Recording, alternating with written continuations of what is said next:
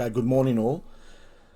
I want to have a quick talk this morning about multiple sheets and the purpose of multiple sheets, and I want to start educating everybody on what makes me abort a meeting, because I think that's the biggest one that everybody's probably getting themselves confused about. And if everyone was to look at the sheets and say, have they bet when I've aborted a meeting and then they've lost? Okay, they'd probably scratch their head why, or when I abort and the sheets end up winning. So it's going to be one of those 50-50 calls. All right. The purpose of multiple sheets is, again, I think I've touched on this before. All right. This particular service, the Winning Edge Syndicate service, all right, it's unique because we go all over. Well, we go all over Australia. I personally go all over the world. I bet in New Zealand, Hong Kong, Singapore, and South Africa. And soon I'll be betting in Korea and Japan. All right. Now, the mathematical formula that I created, okay, it's pretty much locked up. There's only 3 people on the planet that actually have the formula for this. And it enables that. Basically, it enables us to go to these racing jurisdictions, and we apply the formula, and then we test it for 6 months, and then we launch. And then we start betting off that. Okay, because as I said, with horse racing, with me, I do the opposite. It's not about, sitting there doing videos. Well, I do videos, but it's not what you think with horse racing. We've developed something that we think, works, and we've got proof that it works. And basically, it's just a mathematical equation. We apply it, and we apply it all over the world, and we apply it in Australia. Now, we have the ability to send out multiple sheets because every racing jurisdiction in Australia is pretty much the same for us. The big thing for us is obviously the tracks. Now, multiple sheets are not designed for everybody to sit there race by race and bet on every single race on every sheet that you send. It's not designed for that. If you're getting these sheets, all right, if you're subscribing to all over Australia, let's just say you're getting Queensland, Perth, New South Wales, Victoria, and you're getting 5 sheets a day, and you're sitting there betting off 5 sheets, you're going to go broke. End of discussion, you're going to go broke. Right? You might have a day where you might jag some nice sheets here and there, but overall, in time, you're just going to go broke. All right? The purpose of multiple sheets is what I call let's go fishing. We throw out the net, all right? So we throw out the net for Wangaratta, we throw out the net for Port Macquarie, we throw out the net for Bunbury, we throw out the net for wherever we sent yesterday. Now, what we do is we sit there and we go, right, which track is the one that's making the most money today? Well, Wangaratta certainly wasn't, and that's why I didn't have one bet in Wangaratta yesterday. I think I had one bet, or I had 0 bets in Wangaratta yesterday. Okay, so the reason why, one of the big reasons why I bought a meeting is exactly what I thought was going to happen at Wangaratta yesterday. Every race, we had 5 picks. Look at this. Race 1, well, that wasn't a no-bet race because 2 unknown runners. All right, now just quickly on the unknown runner situation, the reason why I don't press pass is because I know some members that have been with me for a while still like to bet on these type of races. So I leave the units up, but for 99% of you guys, just pass. 2 unknown runners, just bin the race. If I am navigating, again, I've said this before, I might bet because I see something in the markets that suggests to take them on. But in this instance, it was a pass race. All right, but have a look at every race, 5 picks. Look at this. This one was 4 picks. All right, I don't even know what won the race. Yeah, you know what I mean. And I know the track themselves. This system teaches you about tracks. Now, this particular track, the data coming off this track is really poor. It's a favourites track, and as you saw yesterday, just about every favourite won there. All right, I didn't see anything in this particular meeting that, look at this, 5 picks, 1, 2, 3, 4. For me, the emergency is a 5th pick. It's just so, and then all we're doing, look at this, 1, 2, 3, 4, 5 picks. Look at this, 1, 2, 3, 4, 5 picks. It's just a no-no. All right, it's telling me that I'm looking for a bet. All right, and then 9 times out of 10, we're taking on the favourite. Now, I've done a lot of data on this. When we're taking on 50% of the favourites, or even anything above 50%, we're not going to win. We can't be always right. The data tells me abort the meeting. So in future, if you see a meeting where you think, oh, look, there's all these, he's taken on so many, and I say it in my notes, we're dropping way too many runners. We're dropping way too many. And then again, we have a look, all right? there's just way too many runners that I'm taking on. All right, and then all of a sudden we're just basically betting against the data. So that's one of the reasons why I bought. And then what happens then is I say to myself, okay, I know that Wangaratta is not going to be the best track today. All right, let's what I like to say is dip our toes in. And when I say dip our toes in, have a bet in a couple of races. If it looks like that it's just a pattern that's going to happen, and that's what happens. Patterns develop. Trust me, they do. You think that they don't, but they do.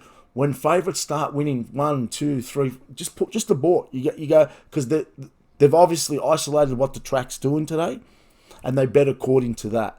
Now I can sit there when I'm navigating and I can see the same data. I can see it. I know what they're doing, so that's why. But this is when I'm not navigating. These talks are all when I'm not navigating, because that's the most important bit. When you get the sheets, most of you guys would not know what to do unless I'm navigating. But I'm going to start easing you into all that and to isolate and to know when to actually pull the pin on a race meeting. And this was a classic example of that. I even said it on, look at this, drop 258 runners of poor problem. They are concerns. We're not in the business of big blah, blah, blah. I will go on and on and on about it. And when I start dropping 3, 4 runners in a meeting, we're gonskis. I mean, look, the 5-1. $3.20 all day yesterday. It was just favourite after. Look at this. Favourite. And I see them. Look, I see them all. They're all there. I see them. But I don't want to back these runners.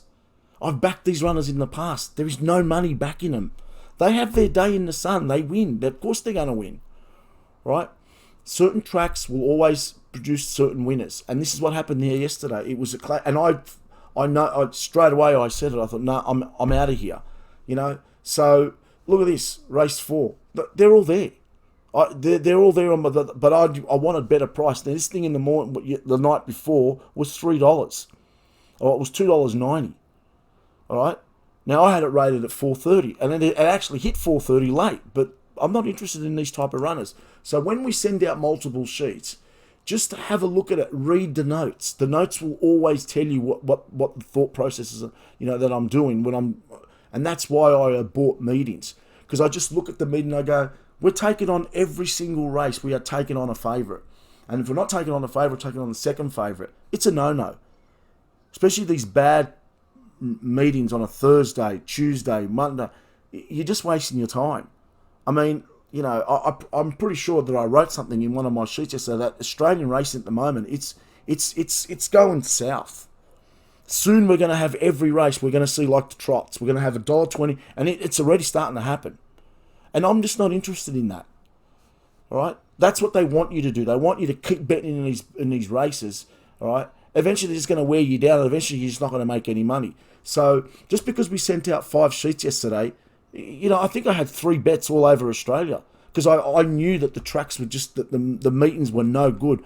I can see it, that you don't see it. But now I'm going to start transferring what I can see and getting everybody to see what I'm looking at all the time. So then you can make the call to abort a meeting, right? And all it is just that knowing that, right, is this meeting any good?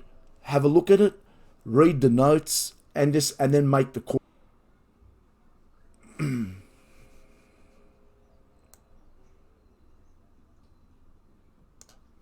Again, another meeting where I looked at the meeting itself and I said, well, this is going to be one of those meetings, and the data tells me red lights, warning Will Robinson, warning. Just look at the meeting and know that this is just not going to be one of these meetings that we're going to make money out of. Now, I know this because when I look at the data tells me, all right, everything's tight, everything's congested. You found the same runners as the corporate bookmakers. What's the point of taking them on? I don't want to be taking them on, all right? And all we're going to be doing is you're going to have to sit there all day and look what the markets are doing. You don't want to be doing that.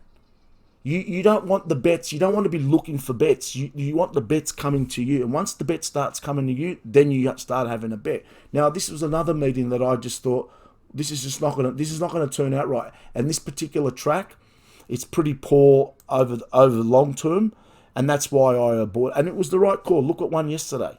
All right, favourite, second favourite. It's just boring. There's nothing there. Look at this, race 3. All right, here we go. Did we have Block of Land? It was a sub runner. Okay. Now, had we been betting on that race, it probably would have been. We probably would have dropped one runner. All right. But again, it's just there's no. For me, there's just no money in this. When I'm starting to look at these meetings and I start to see that I've got 4 or 5 picks every meeting, I just go to myself, I don't want to be betting in these races. I don't need to. All right. Now, what run race 4? There we go. Noble Lawrence. It's just boring. And when you're looking at these numbers all day like I do, you start to isolate, you start to look at these sheets. Now, you'll ask yourself, why do I send the sheets? Because there are guys out there that just still want to bet. I can't stop you from betting, all right? That's the one thing that I've learned with this. I can try to give you and tell you what to do and try to educate most of you, but long term, most people do what they want to do, all right? Now, when I say abort a meeting, all right, just abort the meeting, walk away from it, just bin it. Pretend it never got there.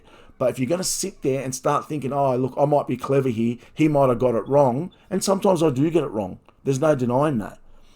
But 70% of the time when I abort, it's the right call. And yesterday was a classic example of that. We had 5 sheets that I pretty much aborted. And that tells me that, I've saved so many units. I mean, look at this. Look at the winners coming out of Bunbury yesterday. There's another favourite all day. Now, I aborted. I didn't even have a bet in race 1. It was just a complete pass. All right. Now, I did the same at Pakenham. Now, Pakenham, admittedly, it came good at the end, but who cares? The first 4 or 5 races, they were no good. I looked at the first 4 or 5 races and I thought, well, luckily we aborted. Sometimes the sheets do come back roaring back at the end, but look at this, $1.95. I see all these runners. $2.60. $2.40. They're all on the sheet, these runners, but I don't want to back them. This was a race where we had it on top. We had the trifecta. I mean, that thing, the third horse paid $21 for the place. Look what it paid on Betfair, $292. We had that on the sheet, number 13. But who cares? You don't look at it like that. All right, you got to look at overall. Where are we at overall? And overall, it was the right call. Then straight back to normal again. Favourite wins. And it was like that on most of the tracks yesterday. Most of these tracks that we aborted was the right call. So, with me aborting and with multiple sheets, please do not sit there and think, oh, this is like, this is fantastic. We got all I can bet here all day. No, it's a no. What you do when I'm not around and you get all these multiple sheets, all right? Read what my notes are saying. Have a look at them carefully.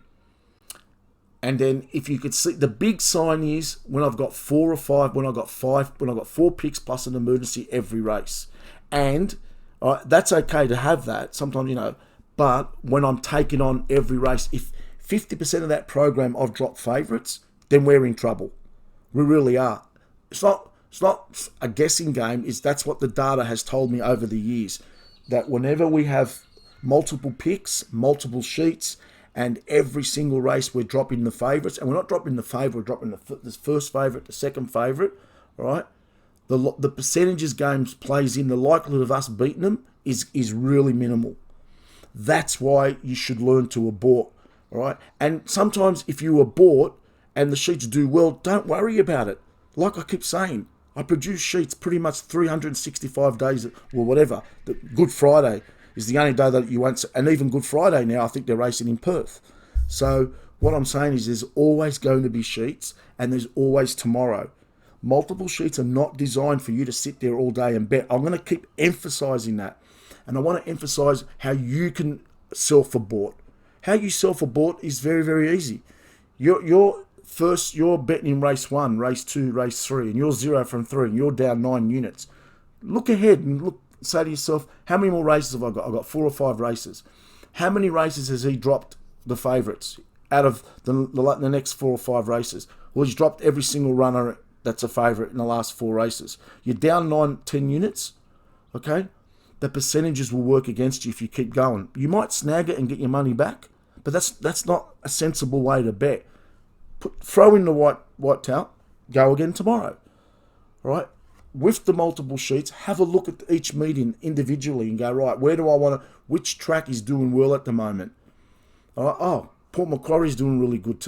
I'm going to stick with Port and bin everything else. Don't bother looking at anything else. Oh, Bunbury's doing good today. Oh well, I'm going to stick to Bunbury, and that's how you got to think. That's what you got to. That's what the multiple sheets are there for.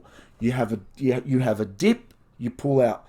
You want to keep swimming in the same swimming pool. Stay in that same track, but don't try to bet on every single meeting. Trust me, guys. When I'm navigating, I can do that for you. I can isolate it and go, right, we're looking at this track and we're having a bet at this track. But when you're on your own, that's the hardest bit. Now, one of the things I want to also quickly talk about is, please, if anyone is still scarred or scared about what happened when we first launched, you need to remove that out of your head, all right? Losing is part of what we do. But I think at the moment that where the sheets are, they're slowly picking back up in Australia, and I think, if you're going to bet scared, it's a complete no. Don't ever bet scared. If you're going to bet with confidence. All right, don't bet with hesitation. I don't know what to do here. Always revert back to the rules. What did the rules say? Because the rules are there designed so you don't stuff it up. All right, and that's why we put the rules in place so you do not stuff this up. All right, so again, over the next 2 or 3 weeks now that the carnival sort of died off, I'm going to start doing more talks and educating more and more, especially on the markets. And I'm going to keep drilling how the markets work and what they do and how they're all out to, the tricks that they play.